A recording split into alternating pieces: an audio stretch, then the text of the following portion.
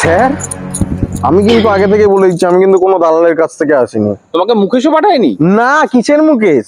আচ্ছা, বলছিলাম আমি কৃষ্ণগড় আরটিওয় গেছিলাম, লেখা পাস করা হয়ে গেছে, লেখা পরীক্ষা পুরো পাস একবারে, ড্রাইভিং যা যা দরকার লাগে ড্রাইভ করেও দেখিয়ে দিয়েছি, সেটাতেও একবারে পাস হয়ে গেছি আমি, ঠিক আছে? মানে যা যা ওখানে যে করণীয় থাকে আমি সব করে এসেছি।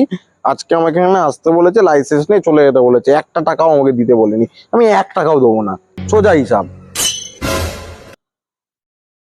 তাই নাকি? সব পাস করে গেছো?